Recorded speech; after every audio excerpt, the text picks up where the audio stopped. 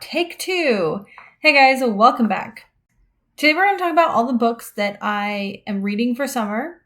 I don't usually like to make TBR videos, but this is very kind of a loosely based TBR video.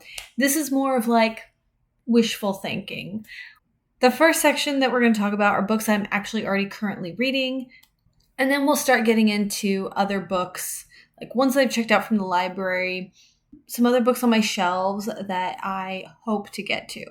The first one is Jurassic Park by Michael Crichton. If you're new to my channel, that is a series of videos that I'm doing where I choose a book that fits a specific prompt from a challenge that I'm working on this year. The challenge was to read a loved one's favorite book.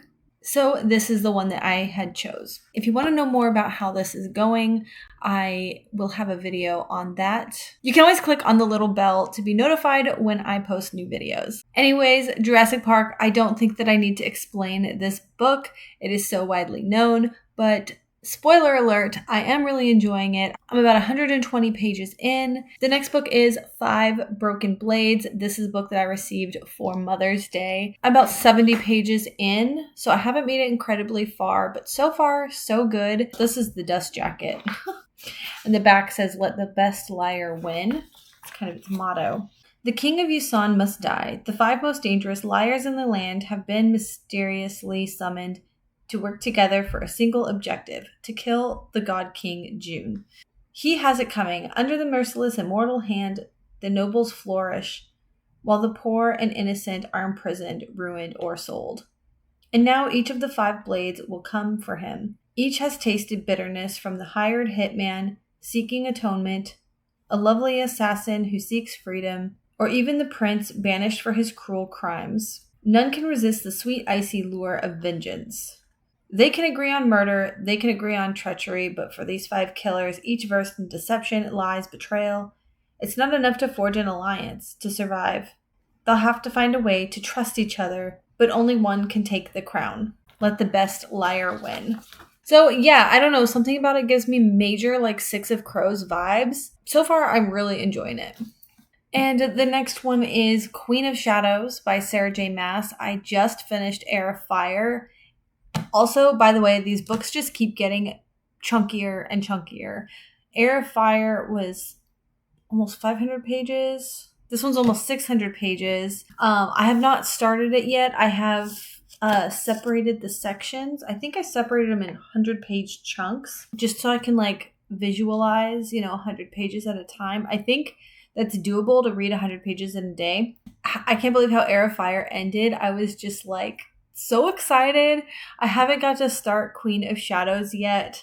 I'm kind of doing a lot of catch up. It's the end of the month, beginning of the month. We have a vacation coming. I'm trying to catch up on videos so I don't get too far behind, and just a lot of stuff going on. But yeah, I cannot wait to start this book. On my Kindle, I have started another book called Cruel Illusions. And so far, I haven't made it very far. I'm like 10% of the way through. So this was recommended to read if you were a fan of Buffy the Vampire Slayer. So I don't know how that's going to work out. And so far, I'm really enjoying it. I'm really wondering where we're going with this Buffy the Vampire Slayer stuff. Right now, our main character has kind of given the backstory of her family, her mom. She is really into like illusions and magic, but not like magic in the fantasy sense, magic in the like illusionist style, like cutting a woman in half and that sort of thing, like stage performance types of magic. But that is changing. She actually just met a new character. I am really excited to see where this story is going. And then I have quite a few audiobook checkouts because a bunch of holds had come through. I tend to check out a ton of audiobooks too because I might start listening to them and then not be able to really get into them, and so put them down. But I'll just go ahead and go through the massive list of checkouts that I have. The first one is Stay True by Hua Su. I'm not sure how to say that last name. I've completely forgot what this book is about at all. I'm going to have to go back and read what it's about. I put it on hold. I kind of have an inkling of why I might have done that. It is a very short book. It's only a 5-hour audiobook, so I can finish it in like 2.5 hours. Another one I have checked out is Ruthless Vows, which is the second of a series. Divine Rivals was the first book. Then I have Witch's Guide to Fake Dating a Demon. I'm about 44% of the way through, and I kind of want to DNF it, but then I'm like, I'm already like halfway through. I think that if I just let go of some of the things that I don't like, I might still like the book. I don't know. And I was reading it for a purpose because it reminds me of something. This young witch accidentally summons a demon, and this demon has to collect her soul willingly. She has to make a trade. She has to trade her soul for something. But she's like, I didn't mean to summon you. He's now bound to her, and he's shadowing her around until she gives up her soul, which she's not going to do. Accidentally turns into this fake dating situation because of other circumstances. And it is actually really funny. The thing that I don't like about it is I don't understand why, when this book could have just cute, romantic, cozy vibes, why add such horrible, vulgar language? For example, I don't want to say this on the internet, but like demon so many times. I understand where they're going with it because she has like these invasive, over-sexualized thoughts of him. But then she like tries to tamp it down because she's like, wait a minute, he's like a demon, but like he's hot. She's like, oh, now I'm thinking of it. Just takes me out of that like cozy, cute, romantic vibe when these words are used in there. And I don't know about you, but like words are really important and they set a tone. And so those words just take me to like this whole different place than where I was at. And I just, come on, man. Why did you do that? I don't see the purpose of that. I understand where they're going with it. They're trying to like make it funny, but you can be funny and shocking without using those exact words because those exact words take us to a different vibe altogether. The next couple that I actually have the physical copies of the book, but I also wanted to check out the audiobook copy, Boatman's Daughter by Andy Davidson. This is kind of a chunky book. We'll see if we get to it. Noir thriller dipped in the dark mud of the bayou, packed with witches, demons, and wait a minute. Where does this take place? If I'm right, I believe that this takes place in Louisiana because I feel that the swamplands, that's the only place swamplands are called the bayou. I'm not 100% sure about that. I'm going to have to do a little bit of research. The next one is The Hazelwood by Melissa Albert, an Alice in Wonderland retelling. I sure as hell hope and pray that this goes much better than Splintered did. I believe in my heart. I feel like it will. You know, I did not realize just how gorgeous this book is. Look at the inside. Oh my goodness. All right, so this is going to follow a 17-year-old Alice and her mom who spent most of Alice's life on the road, always a step ahead of the uncanny bad luck biting at their heels. When Alice's grandmother, the reclusive author of the book of pitch dark fairy tales, dies alone on her estate, the Hazelwood, Alice learns how bad her luck can really get. Her mother is stolen away by a figure who claims to come from the cruel supernatural world where her grandmother's stories are set. Alice's only lead is a message her mother left behind: stay away from the Hazelwood. Alice must venture first to the Hazelwood and then into the world where her grandmother's tales began, and where she might discover why her own story went so wrong. The Year of the Hare, I don't know much about this one, but it sounded really cute. This is like man who befriends a bunny. That's all I know about this one, and that's okay. I actually also chose this one because I needed a book for my reading challenge that has leap or year in the title. The audiobook is 5 hours long, so it's really nice and short. Ooh, I have to return it in 6 days. I should probably listen to it later today. Then I also have The Bad Ones by Melissa Albert. Wait a minute.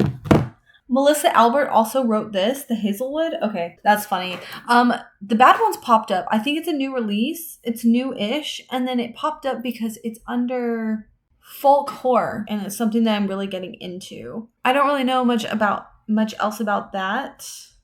The Bad Ones says, An arresting crossover horror fantasy threaded with dark magic, The Bad Ones is a poison pen love letter to semi-toxic best friendship, the occult power of childhood play and artistic creation. Razor-thin line between make-believe and belief. Braiding sweetgrass. As a botanist and professor plant ecology, Robin Wall Kimmerer has spent her career learning how to ask questions of nature using the tools of science. Rumors, which is the second in the Lux series. I just finished reading Lux number 1. I really enjoyed it. So we're moving on to book number 2. Tomorrow is June 1st, so I'll be able to select even more library checkouts from Hoopla. I get 10 checkouts with my library. Now getting into other books that I really hope to get to. I would really love to get to summer-themed books. There are 2 authors in particular that keep popping up, and I just feel like it's time. I would like to read anything from Emily Henry. She has written a lot of books that I really like. Contemporary romance, not really my thing. I've kind of shunned it. There are some contemporary romances that I find really cute, and these books have really popped up all over YouTube, and they sound really good. They sound like something I would probably like. So there's Beach Read, Book Lovers, and People We Meet on Vacation. So I want to at least read one of these, and all of those sound. Another one that keeps popping up is a book by Abby Jimenez called Just the Summer. And when I went to look it up on Goodreads, this is actually the 3rd in a series. I think someone said that it doesn't matter. You could read any of them. That makes me kind of nervous. I don't know why. I feel like there's a reason they attached a number designation to them. So I don't know if the other ones are very summer vibes.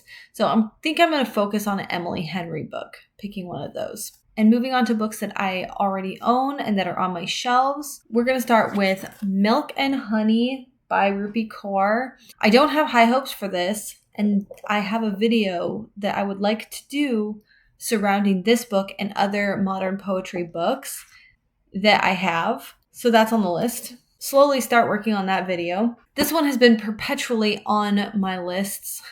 But I did also actually find the audiobook for this as well, and that is Hunt, Gather, Parent. This talks about parenting techniques from small tribes around the world and how American children are different and how they raise their children with different values than the way we raise our children. And a lot of that is this sense of community and socialization. That's literally what I picked up from the introduction and chapter 1. The next one is Full Tilt by Neil Shusterman. There is something about carnivals that just reminds me of summer. This is a haunted carnival or haunted circus story. I've been wanting to read it for a while. 2 other really small books are In the Forest of Night and Demon in My View. Just recently acquired this book. I really want to get to this series. They're really short. They keep popping up on lists to read this series if you are a big fan of Buffy the Vampire Slayer. So Witches We Became. This is actually an arc. It will come out in July 2024. I found this book in my local library's bookshop. They were selling it for $1.50. $1.50 is cheap enough. I can pay that. Technically, they're not supposed to sell it, but whatever. I don't really care. I'm happy to have this book. Like, look at that cover. That just looks amazing. I cannot wait to read this book. This is about witches. Vacation house, private Florida island. Sounds like a dream spring break.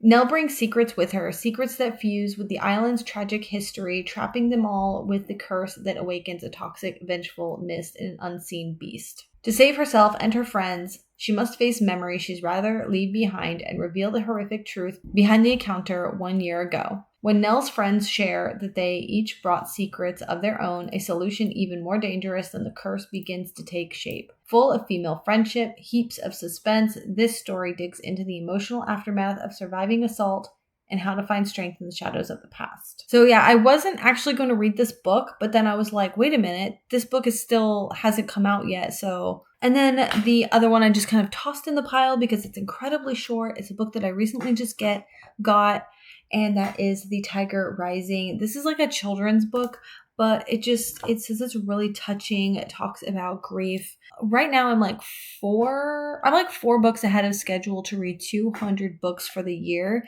but I want to make sure that I don't get behind. I feel like summer is a time where I end up getting incredibly busy because the kids are home, we're going on vacations. I always think I'm going to read so much over the summer, but then things happen and I end up reading way less. I want to make sure that doesn't happen, and I think having short books will help me stay on track. And then I was telling you that we are going on vacations, so I was going to read it inspired me to read some specific books that take place in the place that we are going for vacation. It's probably a little too late to start it, but it doesn't matter. These books are going on the TBR list, even if I don't manage to get to them. But we are going to New Orleans next week. It is Friday now, and we're actually going to be leaving Wednesday morning. We're pretty close, so we can leave early in the morning and we'll still be there around lunchtime. So we're staying very close to the French Quarter. I am just so freaking excited. There's going to be one day where my husband takes our oldest son to the World War II Museum. So that day, me and my younger son, we're just going to go and do a bunch of other stuff. I do want to vlog the experience. We will see. That's a lot of video for my wee little camera. So I'm going to do my very best. It might be like taking a bunch of pictures and then doing like a photo montage with me talking about our trip. Anyways, that inspired me to start reading more books about New Orleans. It's one of my favorite cities, an iconic site for a lot of fantasy and spooky stories. Books like Interview with the Vampire or TV shows like American Horror Story. It is an iconic place for all the things that I love. Voodoo, witches, vampires, coffee. There's a huge coffee culture, which with my research and trying to plan our trip a little bit more meticulously, I realized that their coffee different because they actually use chicory coffee. One iconic place to go visit is Café du Monde. Probably everybody has heard of that place, but Café du Monde is a famous place to go to in Jackson Square, and they serve café au lait and beignets. There's this huge coffee culture in New Orleans. You best believe I will be bringing home some coffee. So anyways, let's go ahead and talk about some books that are set in New Orleans. These are just ones that I had on my shelf. These are just some quick ones that I found on my shelf that were referenced to. I haven't really dug deep to really hone in on those specific books. To be real, I'm not sure if I will get to any of these. This series by Paula Morris, and the first one is Ruined. Second one is Unbroken, and then the last one is Dark Souls. And this series takes place in the French Quarter. I loved this book. They're actually incredibly short too, so I think reading one of these or even finishing this series would actually be doable. This was such an impressive book. Rebecca couldn't feel more out of place in New Orleans, where she comes to spend the year while her dad is traveling. She's staying in a creepy old house with her aunt Claudia, who reads tarot cards for a living. And at the snooty prep school, a pack of filthy rich girls treat Rebecca like she's invisible. Only the gorgeous, unbelievable Anton Gray seems to give Rebecca the time of day, but she wonders if she's got a hidden agenda. Then one night, at the Lafayette Cemetery, Rebecca makes a friend. Sweet, mysterious Lisette is eager to talk to Rebecca and to show her the nooks and crannies of the city. There's just one catch. Lisette is a ghost. So it's a New Orleans ghost story. And then there's also hoodoo and all those kinds of things. So I did read book 1, but I haven't read the other 2 books. So I maybe would want to read the first book again because I just feel like it's been so long. The next one is A Confederacy of Dunces. All I know about this is that it is wildly hilarious. It's also a Pulitzer Prize winner. Don Quixote of French Quarter. His story bursts with wholly original characters, denizens of New Orleans, lower depths, incredibly true-to-life dialogue, and the zaniest series of high and low comic adventures. And then the last one is On the Road by Jack Kerouac. I kind of like the idea of reading this book during summer, especially as we are going to be taking some road trips. I don't think this is set there. This is not actually set in New Orleans, but apparently it's mentioned. Either way, this would be an excellent summer read. Thank you all so much for watching. I hope you enjoyed this. Happy reading. I hope that you read all of the books this summer. I really hope that I can make it through these books. This is kind of my reading list for the entire summer, which it's only just about June. So about 3 months, I think it's doable. Anyways, thank you all so much for watching, and we'll see you soon. Bye.